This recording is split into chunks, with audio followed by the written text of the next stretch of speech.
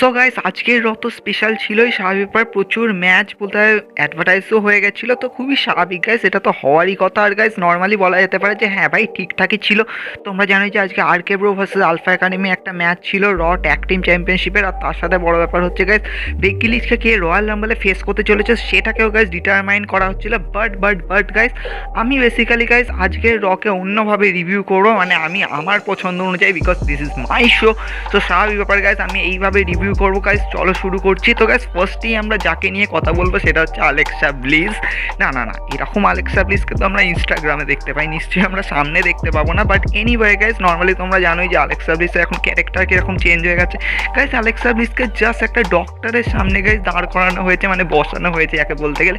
মানে আমি বুঝতে পারলাম না যে ব্যাপারটা কীরকম হচ্ছে এটা মানে ঠিক ওই মানে কী বলবো ভাই, ইম্যাজিনও করতে পারছি না। বাট এনিওয়ে গাইস মানে এখানে যেমনভাবে মানে দেখানো হচ্ছে যে আলেক্সা ব্লিস কেন এরকম মানে এরকম বিহেভ করছে, কেন এরকমভাবে পাল্টে গেছে, তো সেটাকেই মানে এখানে শো করা হচ্ছে। আর ডক্টর বলছে কি হয়েছিল সেদিন, ওই তোমরা জানো যে শার্লেট ফ্লেয়ার লিলিকে ছিঁড়ে দিয়েছিল, তারপরে আলেক্সা ব্লিস খোঁচে ফায়ার হয়ে গেছিলো, তো ওইগুলোকে শো করছে। আর গাইস আলেক্সা ব্লিস ডক্টরকে বলছে তুমি কি ফিল করছো এবার বলো, মানে আলেক্সা ব্লিস নিজেই খেপে গেছে মানে ডক্টরের উপর। আর তারপরে গাইস মানে কি বলো, ভাঙচুর এই সমস্ত কিছু হচ্ছে, টোটালি বলতে গেলে রাবিশ ভাই। সত্যি বলছি কিছু বুঝতে পারছি না কেন হচ্ছে, কি জন্য হচ্ছে ভাই। এর থেকে ভালো তোমরা আলেক্সা ব্লিসের কোনো প্রোমো কার্ড করতে মানে রয়ের মধ্যে, বা ভাই মানে কি বলবো ভাই, ডাব্লিউডাব্লিউ এখন নিজেও বুঝতে পারছে না যে এই ক্যারেক্টারটাকে এরপরে চেঞ্জ কি করবে। কারণ যে সাডেনলি তোমরা এই ক্যারেক্টারটাকে বানিয়েছিলে, মানে ব্রে হোয়াইটের সাথে লিঙ্ক করিয়েছিল যখন ব্রন স্ট্রোম্যানের সাথে রাইভেলি হচ্ছিল, তারপরে তোমরা মানে কি করে বসে আছো তোমরা নিজেও জানো না ভাই। কি বলবো ভাই, এখানে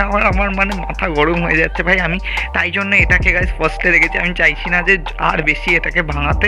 তারপরে গাইস আমরা চলে আসবো একটা কাটিং এজে। নর্মালি গাইস এখানে বেথ ফিনিক্স গেস্ট ছিল, আর গাইস বেথ ফিনিক্স আর এজের মধ্যে জাস্ট সিম্পল মোমো এখানে হচ্ছিল, মানে যেমন তোমরা বলতেই পারো মানে একটা ম্যাচে।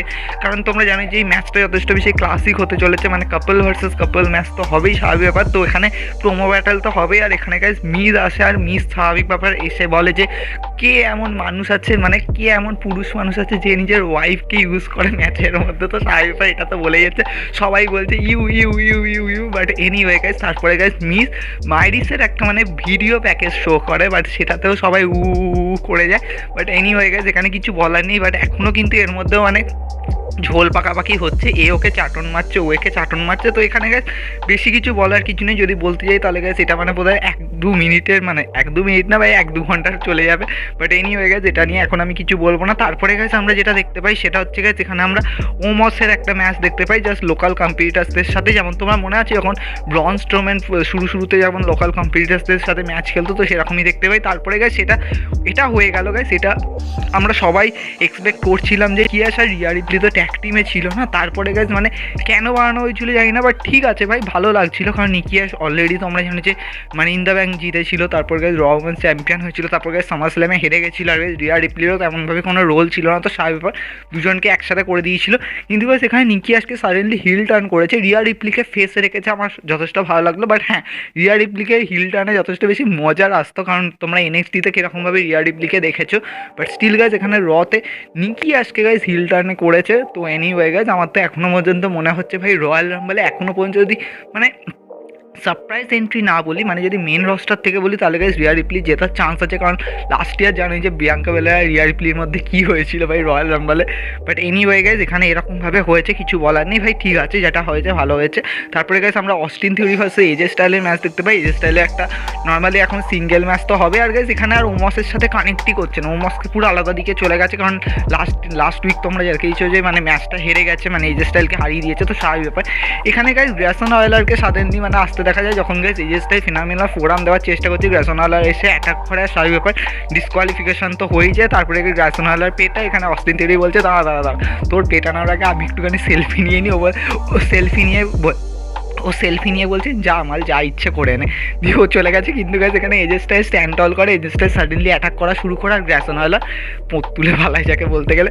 বাট হ্যাঁ, এদের মধ্যে কিন্তু NXT 2.0 আমার মনে হচ্ছে এই উইকেই গাইস ম্যাচ সেট আছে গাইস। NXT-তে ম্যাচ হবে, আর NXT-তে guys AJ Styles in ring debut করবে।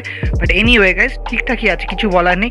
তারপরে গাইস আমি যে ম্যাচটার কথা বলবো, দেখো ম্যাচ হিসাবে এটা ঠিকঠাকই হচ্ছে, অনেক জায়গায় অনেক ভালো ভালো স্পট ছিল, কিন্তু at the end Dolph Ziggler guys zigzag দিয়ে ইয়েকে পিন করে দেয় গাইস, অ্যাঞ্জেল ডকিন্সকে পিন করে দেয়, আর গাইস এখানে স্ট্যান্ড টল করে। ম্যাচটা হয়েছিল guys normally Damian priest and street profit versus হয়েছিল ডার্টি ডগস, মানে ডার্টি ডগস তো নাম, ডলফ জিগলার রবার্ট রুটে, আর গাইস এখানে অ্যাপোলো ক্রুজ ছিল। এনিওয়ে গাইস ম্যাচ হিসাবে ঠিকঠাকই ছিল, দে আর নো ডাউট।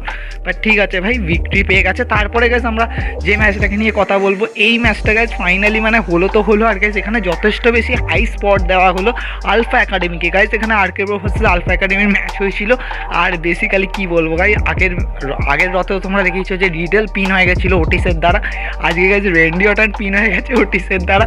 আর বেসিক্যালি রেন্ডি অর্টন আগের উইকের হারটা নিয়ে বলেছিল যে কেন রিডেলকে ট্যাগ দেয়নি, তো ফাইনালি গাইস আজকে রেন্ডি অর্টন ট্যাগে ছিল কিন্তু তাও হেরে গেছে।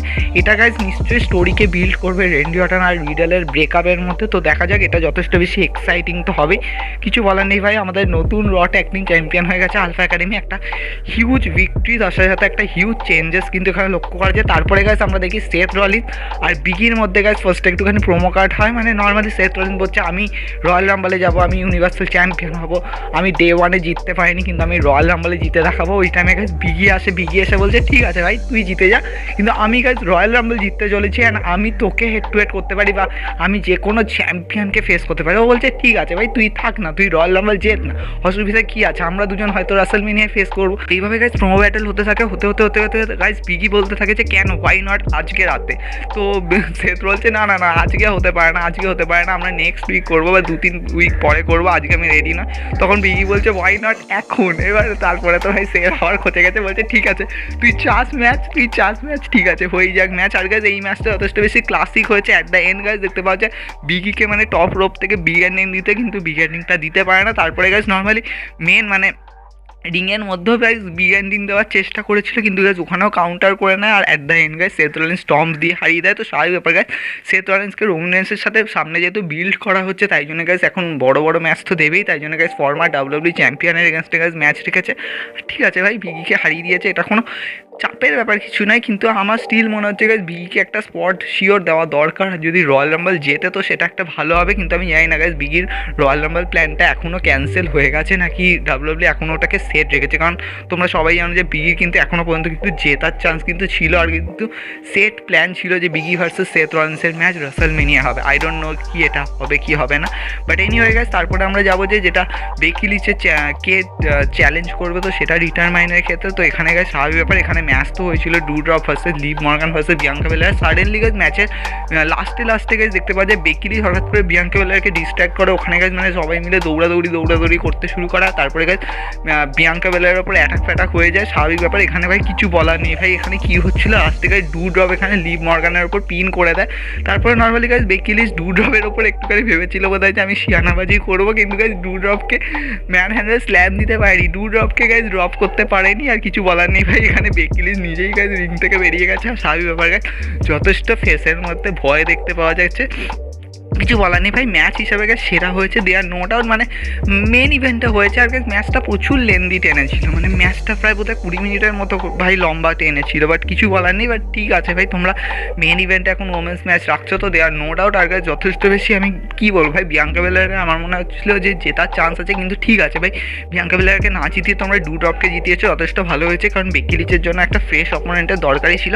তারপরে গাইস চলে আসবো যারা রয়্যাল রাম্বলে ফেস করতে চলেছে ফার্স্ট টাইম এবার গাইস, তারা ফেস টু ফেস করছে রয়ের মধ্যে। আর গাইস স্বাভাবিক শুরুতেই গাইস আমরা দেখতে পাই ব্রক লেসনার তো আসেই, যেমন তোমরা জানো যে পল হেমেন অ্যানাউন্স করতে চাই, ব্রক লেসনার বলছে আমি অ্যানাউন্সমেন্ট করবো, তো ওখানে নিজেও একটুখানি কাটে মানে গল্প করে, যাকে বলতে গেলে একটুখানি কমেডিয়ার সিন করে। আর গাইস ব্রক লেসনার এই সমস্ত করতে থেকে ববি ল্যাশলি দূর থেকে দেখছিল। আর ওই টাইমে guys Cedric Alexander centre Benjamin বলছে যে আমরাও কি আসতে পারি, তো ও বলছে না, it's all about me not about to you, তখন বলছে যে আমি নিজে এখানে যাবো। তো স্বাভাবিক ব্যাপার এরা দুজন চলে যায়। তারপরে গাইস ববি ল্যাশলি বলতে থাকে। ববি ল্যাশলি বলছে আমি খুব অনার্ড যে আমি তোর সাথে ভাই রিংয়ে আছি, আমি তোর সাথে রিং শেয়ার করছি, আমি তোর মুখোমুখি সামনে দাঁড়িয়ে আছি, কিন্তু হ্যাঁ তুই যে এই যে এত বছর ধরে যে আমার থেকে পালিয়ে গেছিস, তুই যে 20 বছর ধরে যে আমার থেকে যে পালিয়ে গেছিস, সত্যি এটা খুবই সেম ব্যাপার। তখন ব্রক লেসনার বলছে রিয়েলি, হ্যাঁ ভাই আমি সত্যি তোকে সরি বলছি, আমি অ্যাপোলজাইজ করছি যে আমি তোর থেকে পালিয়েছিলাম, আমি ডাব্লিউডাব্লিউ চ্যাম্পিয়নশিপকে অন্য রিংয়ে নিয়ে গেছিলাম, আমি তোকে চিনতে ভুল করেছিলাম ডে ওয়ানে, আর সেইটাই তুই দেখিয়ে দিয়েছিস যে ডে ওয়ানে তুই কী করে দেখিয়েছিস। তো স্বাভাবিক ব্যাপার এখানে গাইজ প্রোমো ব্যাটেল হচ্ছে, আর লাস্টে গাইজ মানে এখানে একটুখানি মানে কী বলবো কমেডি সিন করেছে নর্মালি গাইজ। মানে ব্রক লেসনার বলছে হু আর ইউ, মানে এরকমভাবে বলছে ওটা কে ওকে এরকমভাবে বলছে, এমভিপিকে চিনতে পারছে না, তো এরকমভাবে বলছে পল হেমেনের সাথেও গাইজ এখানে এক্স্যাক্টলি এরকমভাবে একটা গাইজ মানে খিল্লি ওড়ানোর মতো চেষ্টা করছে। আর গাইজ লাস্টে ববি ল্যাশলি বলছে যে আমার মনে হয় ভাই রয়্যাল রাম্বলে তুই যখন হেরে যাবি তারপরে তুই স্ট্যান্ড আপ কমেডিয়ান হয়ে যা, আর কোনো অসুবিধা নেই, আমি জানি যে তোর খুব টাকার দরকার, তোর খুব টাকার দেমাগ আছে, তো সেই ব্যাপারে আমরা ফার্স্ট রুতে বসবো, আমরা তোর ওপর টাকা ছুঁড়বো, কোনো ব্যাপার নয়, তোর কেরিয়ার ভালো মতোভাবে চলে যাবে। আর এইটাতে শোনার পর ব্রক লেসনার কিন্তু খুবই শান্ত ছিল, ব্রক লেসনার সেটাকেও নিয়ে বলছে যে ঠিক আছে আমি কমেডি করি, আমার খুব ভালো লাগে, কিন্তু সত্যি আমি এখনও চিনতে পারছি না তুই কে। এখানে ভাই ব্যাক টু ব্যাক স্পট দেওয়া যায়। আর লাস্টে ব্রক লেসনার বলে যে হ্যাঁ ব্রক লেসনারকে হারানো খুব কঠিন, ব্রক লেসনারকে হারানো খুব কঠিন যখন কেউ ব্রক লেসনারের মতো হতে চায়, আর সেটা নিয়ে ভাই প্রচুর বেশি শখ হয়ে গেছে, মানে ববি ল্যাশলি ব্রক লেসনারের মতো হতে চায়, তো সেটাকে বলে গিয়ে গাইজ এই প্রোমোটাকে শেষ করেছে। আর তারপরে গাইজ সাডেনলি শেলটন বেঞ্জামিন আর সেড্রিক আলেকজান্ডার এসে অ্যাটাক করে, আর সেই টাইমে গাইজ ববি ল্যাশলিও স্বাভাবিক আবার খোঁজে ফায়ারতে থাকবে, ও গাইজ ধুয়ে দেয় সবকে। তো গাইজ এই ম্যাচটা মানে এই ওভারঅল ব্যাপারটার মধ্যে ববি ল্যাশলিকে জাস্ট একটুখানি ফায়ার করানো হয়েছে, আর কিছুই নয়, মানে ব্রক লেসনার জাস্ট চুল করে ছেড়ে দিয়েছে। কিন্তু ওভারঅল বলা যেতে পারে যে ভাই রয়ের মধ্যে একটা জিনিসই ডেঞ্জারাস হয়েছে, সেটা হচ্ছে র ট্যাগ টিম চ্যাম্পিয়নশিপ আর্কের বোর্ড থেকে চলে গেছে, তো এটা এখন কি এগোবে সেটাও কিছু বলা যাচ্ছে না, বাট স্টিল গাইজ বলা যেতে পারে যে অনেক কিছু হাইপ তো ক্রিয়েট হচ্ছেই গাইজ রয়ের মধ্যে। আর স্বাভাবিক গাইজ আমরা ফেস অফ দেখতে পেয়েছি ববি ল্যাশলি আর ব্রক লেসনার মধ্যে, তাও আবার গাইজ স্টার্টিং রতে, তো এটা একটা বেস্ট ব্যাপার তো হবেই। আর ঠিক আছে ভাই কোনো অসুবিধা নেই। আর গাইজ রয়্যাল রাম্বলের জন্য অলরেডি গাইজ আমরা নতুন কিছু এন্ট্রি দেখতে পেয়ে গেছি গাইজ, অলরেডি এজে স্টাইল আর guys Damian Priest already announce করে দিয়েছে গাইজ রয়্যাল রাম্বলে অ্যাপিয়ার হতে চলেছে, তো দেখা যাক ভাই কী হতে চলেছে। বাট হ্যাঁ গাইজ ঠিক ছিল, নর্মালি আমরা এখন সবাই ববি ল্যাশলি আর ব্রক লেসনারের প্রোমো ব্যাটেল নিয়ে খুবই এক্সাইটেড, তো সেটা দেখতে পেয়েছি স্বাভাবিক ব্যাপার। কিন্তু গাইজ আর্কের পুরো নেক্সট টার্ন কী হতে চলেছে সেটাও খুব দেখার বিষয়। আমি ভেবেছিলাম বোধহয় রেন্ডি অর্টন হয়তো আর্কেও দিয়ে হয়তো রিডলের থেকে হয়তো বেরিয়ে যাবে লাস্টের রতে, কিন্তু এরকম কিছু হয়নি, বাট এই নিয়ে যা হবে দেখা যাবে।